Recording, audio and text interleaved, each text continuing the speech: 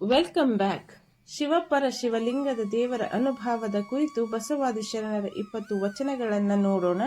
ಹಿಂದಿನ ವಿಡಿಯೋದಲ್ಲಿ ಮಡಿವಾಳ ಮಾಚಿದೇವರ ವಚನ, ಆದಯ್ಯನವರ ವಚನ, ಅಲ್ಲಮ ಪ್ರಭುದೇವರ ವಚನ, ಹಡಪದ ಅಪ್ಪಣ್ಣನವರ ವಚನ, ಅಂಬಿಗರ ಚೌಡಯ್ಯನವರ ವಚನ, ಈ ಎಲ್ಲ ಶರಣರ ವಚನಗಳ ಸಂಕ್ಷಿಪ್ತ ವಿವರಣೆಯು ಪಾರ್ಟ್ 1ರಲ್ಲಿದೆ. ಆ ವಿಡಿಯೋದ ಲಿಂಕ್ ಡಿಸ್ಕ್ರಿಪ್ಷನ್ನಲ್ಲಿದೆ. ವಚನ 6. ಅಷ್ಟತನು ಮೂರ್ತಿ ಎಂಬ ಮಾತಿನ ಪಾತಕವ ಕೇಳಲಾಗದು. ಅದೆಂತೆಂದೊಡೆ ಪೃಥ್ವಿಯಂತೆ ಕಠಿಣ ಉಳ್ಳಾತನೆ, ಅಪ್ಪುವಿನಂತೆ ರಸಭರಿತ ಉಳ್ಳಾತನೆ, ತೇಜದಂತೆ ತೃಣಕಾಷ್ಟವಿಲ್ಲದಿರ್ದೊಡೆ ನಂದುವಾತನೆ, ವಾಯುವಿನಂತೆ ಚಲನೆಯುಳ್ಳಾತನೆ, ಆಕಾಶದಂತೆ ಬಟ್ಟ ಬಯಲಾದಾತನೆ, ಚಂದ್ರ ಸೂರ್ಯರಂತೆ ದಿವಾರಾತ್ರಿ ನಡೆಸುವ ಕೃತ್ಯದಾತನೆ, ಜೀವಾತ್ಮನಂತೆ ಜನನ ಮರಣಕ್ಕೊಳಗಹನೆ.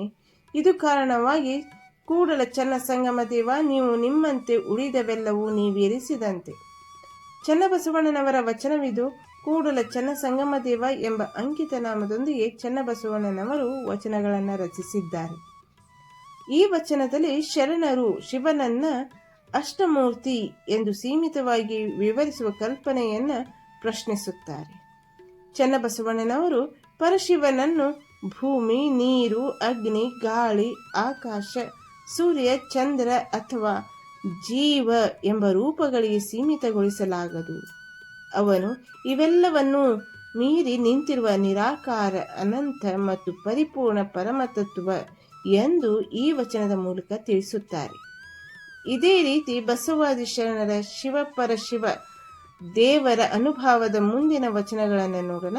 ಅದಕ್ಕೂ ಮೊದಲು ತಪ್ಪದ ಚಾನಲ್ ಅನ್ನು ಸಬ್ಸ್ಕ್ರೈಬ್ ಮಾಡಿ, ಹಾಗೆ ವಿಡಿಯೋನ ಲೈಕ್ ಮಾಡಿ. ವಚನ 7. ಧರೆಯಾಕಾಶವಿಲ್ಲದಂದು, ತ್ರೈಮಂಡಲ ನೆಲೆಗೊಳ್ಳದಂದು, ಹೋಮ ನೇಮ ಜಪ ತಪವಿಲ್ಲದಂದು ನಿಮ್ಮನಾರು ಬಲ್ಲರು. ಹರಿಬ್ರಹ್ಮರಿಗೆ ಅಗೋಚರ, ನಿರ್ಲೇಪ ನೀಪತಿ ನಿರಂಜನನಾಗಿ ವೇದಂಗಳರಿಯವು.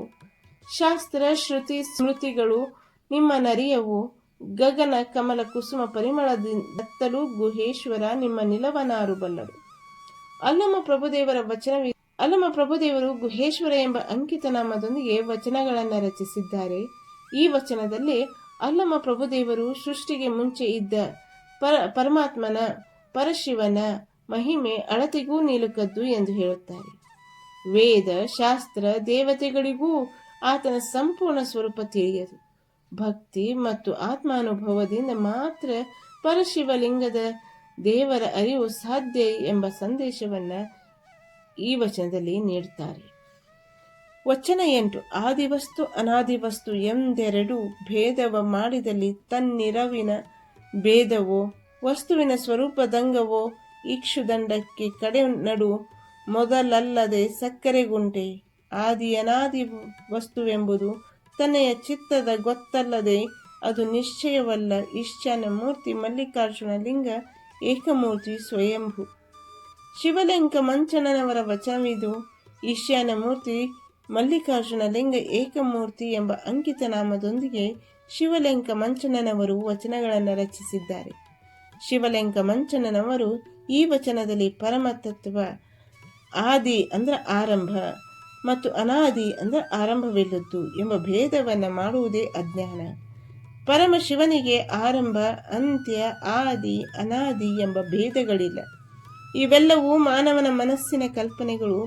ನಿಜವಾದ ತತ್ವ ಒಂದೇ, ಅದು ಏಕಸ್ವರೂಪವಾದ ಪರಮಶಿವ ಎಂದು ಹೇಳಿದ್ದಾರೆ. ವಚನ 9. ನಿಜ ವಸ್ತು ಒಂದೇ, ತನ್ನ ಲೀಲೆಯಿಂದ ಎರಡಾಗಬಲ್ಲದೊಂದೇ, ಬೇರೆ ತೋರಬಲ್ಲುದೊಂದೇ, ತನ್ನ ಮರೆಯಬಲ್ಲುದೊಂದೇ, ಆ ಮರವೆಯ ಬಲ್ಲದುದೊಂದೇ, ತಾನಲ್ಲದನ್ಯವಿಲ್ಲೆಂದರಿದರಿವು, ತಾನೇ ಸಿಮ್ಮಲಿಗೆ ಚನ್ನರಾಮನು. ಚಂದಿಮರಸರ ವಚನವಿದು.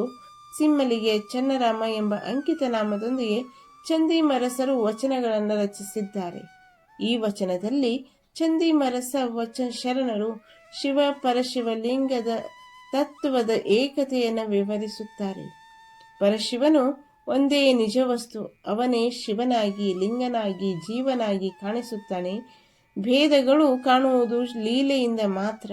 ನನ್ನನ್ನು ಬಿಟ್ಟು ಬೇರೆ ಯಾವುದೂ ಇಲ್ಲ ಎಂಬ ಅನುಭವವೇ ನಿಜವಾದ ಶಿವಜ್ಞಾನ ಎಂದು ಚಂದಿಮರಸ ಶರಣರು ತಿಳಿಸುತ್ತಾರೆ. ವಚನ 10.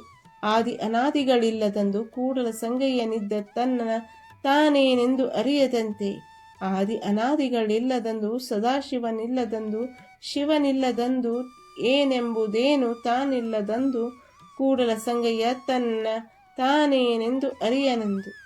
ಬಸವಣ್ಣನವರ ವಚನವಿದು. ಕೂಡಲ ಸಂಗಮ ದೇವ ಎಂಬ ಅಂಕಿತ ನಾಮದೊಂದಿಗೆ ಬಸವಣ್ಣನವರು ವಚನಗಳನ್ನು ರಚಿಸಿದ್ದಾರೆ. ಭಗವಂತನ ಮೂಲ ಸ್ವರೂಪವು ಮನುಷ್ಯನ ಗ್ರಹಿಕೆಗೆ ಮೀರಿದ್ದು. ಸೃಷ್ಟಿ, ಕಾಲ ಮತ್ತು ರೂಪಗಳೆಲ್ಲವೂ ಸೃಷ್ಟಿಯಾದ ನಂತರವೇ ಬಂದವು. ಅದಕ್ಕೂ ಮುಂಚಿನ ಭಗವಂತನ ಮೂಲ ರೂಪವು ಯಾವುದೇ ಗುಣ ವಿಶೇಷಗಳಿಗೆ ಸಿಗದ ಬರಿಗಾಲದ ನಿರ್ಗುಣ ಸ್ಥಿತಿಯಾಗಿತ್ತು ಎಂಬುದನ್ನು ಬಸವಣ್ಣನವರು ಈ ವಚನದ ಮೂಲಕ ತಿಳಿಸಿದ್ದಾರೆ.